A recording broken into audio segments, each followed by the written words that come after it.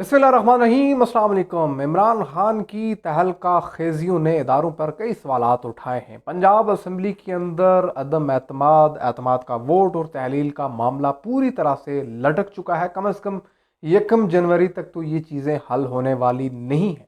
इस बीच एक ऐसा खिताब, एक ऐसी तकरीर जो कि इल्ज़ामात से भरपूर है, इंकशाफात से भरपूर है। और अब एक बहुत अहम सवाल जो इस वक्त आपके हमारे जहनों में मौजूद है वो ये कि इससे पहले के खुफिया किरदार, क्या उनकी अकाउंटेबिलिटी एहतसाब होगा और एहतसाब अदालती होगा।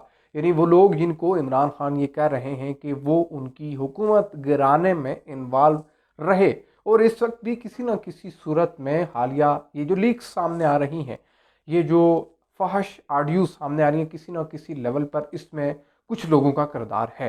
तो क्विकली आपके सामने रखेंगे कि परवेज़ इलाही ने एक और यू टर्न लिया है और उसके साथ सबसे अहम ये कि पंजाब असम्बली के तहलील पर पीडीएम के लिए बहुत बड़ी मुश्किलात का एक तूफ़ान है।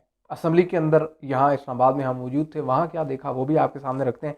वो तमाम तो लोग जो हमारे चैनल पर नए हैं, चैनल को ज़रूर सब्सक्राइब कीजिए, हमारे फेसबुक पेज को ज़रूर फॉलो करें, बेल आइकन पर भी क्लिक कीजिए ताकि आप आने वाली अपडेट से आगाह रह सकें और अपना फीडबैक कमेंट सेक्शन में ज़रूर दीजिए। इस पूरे खेल में सबसे बड़ी बेनिफिशरी है काफ लीग, एक ऐसी जमात जिसने पीछे लगा रखा है पाकिस्तान पीपल्स पार्टी को, पाकिस्तान तहरीक इंसाफ को, पाकिस्तान मुस्लिम लीग नून को, सारी पीडीएम को और कुल मिलाकर इस्टेब्लिशमेंट को भी। क्योंकि जिनको बड़े ही दुत्कारने वाले अंदाज में तहरीक इंसाफ के रहनमा कभी कहते थे कि ये 10 सीटों वाले, इन्हें हम कभी भी यूं कर लेंगे तो यूं कर लेंगे, अब वो 10 सीटों वाले इतने महंगे पड़ चुके हैं कि वो किसी सूरत स्टैब्लिश नहीं हो पा रहे कि उनके साथ किया क्या जाए। लेकिन बहरहाल एक बड़ा रिलीफ बज़ाहिर परवेज़ इलाही ने आज के रोज़ अपनी काबीना के इजलास में तहरीक इंसाफ के लिए इंडिकेट किया है।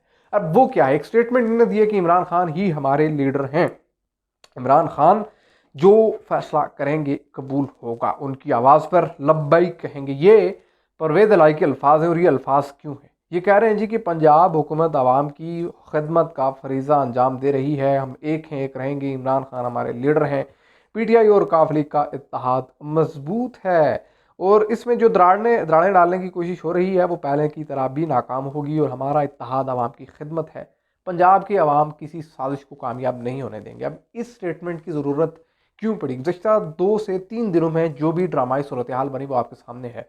यानी कोई भी बड़ा लीडर नहीं था जो चौधरी शुजात हुसैन के पास नहीं गया और गारंटी ना मांगी हो परवेज़ इलाही की। लेकिन कौन परवेज़ इलाही की गारंटी दे सकता है जिनकी अपनी गारंटी कोई नहीं, एक अलायंस में रहते हुए। लेकिन बहरहाल ये उस तमाम तर चीज़ को कवर करने के लिए एक ऐसा बयानिया ज़रूर तश्कील दे रहे हैं कि ठीक है, हम तो इमरान खान के साथ मौजूद हैं। जो सीटों की एडजस्टमेंट का मामला था, वफाक में 15 और पंजाब असम्बली में 30, उसको लेकर किसी हद तक इत्मीनान शायद इन्हें दिलवाया गया और उसके बाद इन्होंने ये स्टेटमेंट दी है। ये तो एक चीज़ समझ आ रही है। लेकिन जो गवर्नर हाउस के बाहर आवाम आज जमा थी, उनके साथ जो गुफ्तगू हुई वो बड़ी अहम है।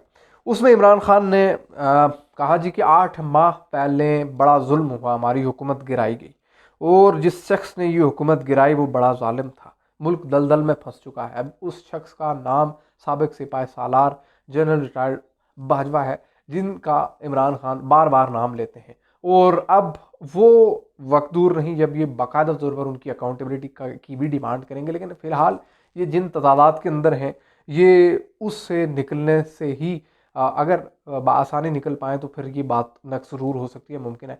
लेकिन इन्होंने उन ऑडियोज़ का, उन वीडियोज़ का ज़रूर ज़िक्र किया है जो इस वक्त रिलीज़ हो रही हैं और उसकी भी उन्होंने वजह बताई है कि एग्जैक्टली असल में इस क्राइसिस को मीट अप करने के लिए, इस क्राइसिस को कूल डाउन करने के लिए, इस क्राइसिस को टैकल करने के लिए इन ऑडियोज़ और वीडियोज़ का सिलसिला चल पड़ा है। और फिर वही एग्जाम्पल के 70% मुल्क चाह रहा है कि इलेक्शंस हों और सबसे अहम ये कि मुल्क के 66% हिस्से में हमारी हुकूमत है। और सबसे अहम फिर ये बात भी कि हमारी हुकूमत गिराई और उस दौर में मुल्क बड़ा बेहतर चल रहा था और इस वक्त मुल्क की हालत काफ़ी ज़्यादा ख़राब है। अब ये टेक्निकली वो पॉइंट्स हैं जिसको इमरान खान अपने क्रेडिट के साथ जोड़कर एक बहुत बड़ा पॉजिटिव आउटपुट लेना चाह रहे हैं आवाम से। लेकिन अब सिनारियो ये है कि कौमी असम्बली के अंदर हमने कुछ मुस्लिम लीग नून के और उनकी इत्तेहादी जमातों के रहनुमाओं के आज जो तासुरात देखे वो काफ़ी मायूस कुन थे, क्योंकि चीज़ें टैकल नहीं हो पा रही हैं। जो सच्ची बात है, वज़ीर आज़म जो है उन्होंने उस नोटिफिकेशन को रिलीज़ होने से रुकवाया हुआ है जो कि डी नोटिफाई करने से रिलेटेड है परवेज़ इलाही को। और टेक्निकली अब ये भी बीच में से चीज़ें निकलना शुरू हो चुकी हैं कि इजलास तो 100 रोज़ तक चल सकता है।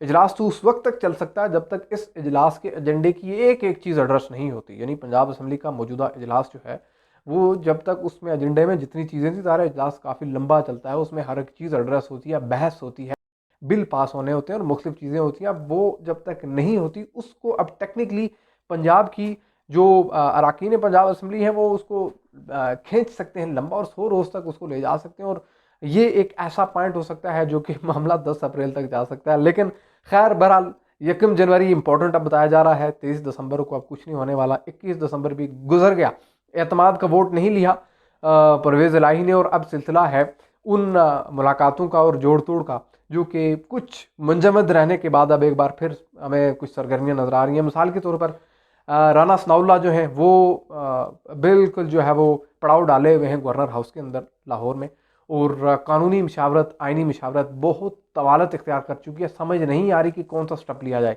क्योंकि टेक्निकली जब पीडीएम ने ये इनिशिएटिव लिया कि हम तो गवर्नर रूल लगा देंगे, हम तो डी नोटिफाई कर लेंगे, लेकिन डी नोटिफाई वाले मामले पर इन्हें किसी सियाने आदमी ने मशवरा दिया कि अगर आप ऐसा करेंगे तो कल को आप फिर अपनी शामत ज़रूर बनाएं। और ज़ाहिर है कि हमेशा से ही ऐसे फेवरेबल हालात नहीं रहेंगे। आज आपका सियासी गवर्नर मौजूद है, कल मुमकिन है आपको एडजस्टमेंट करना पड़े, कोई दूसरा गवर्नर हो, फिर आप क्या करेंगे, एक रीत रवायत बन जाएगी। इस बीच में अहम ये कि जो चौधरी शुजात हुसैन और जरदारी साहब की मुलाकातें हैं, बज़ाहिर उनकी कोई आउटपुट नज़र नहीं आ रहे।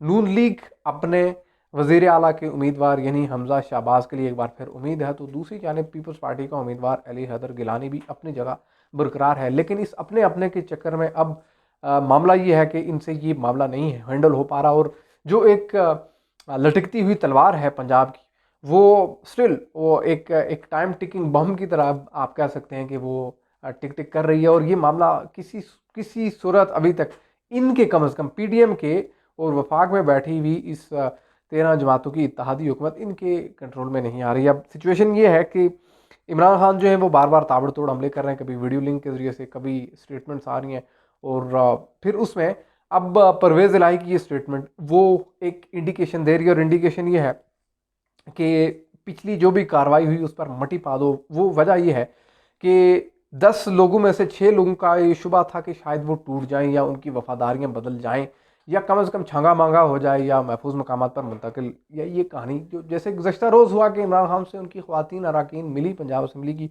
उन्होंने कहा जी 5-5 करोड़ की ऑफरें हो रही हैं, उन्होंने कहा जी महफूज मकामात पर मुंतकिल करने की ऑफरें हो रही हैं, ये तमाम तर सिलसिला।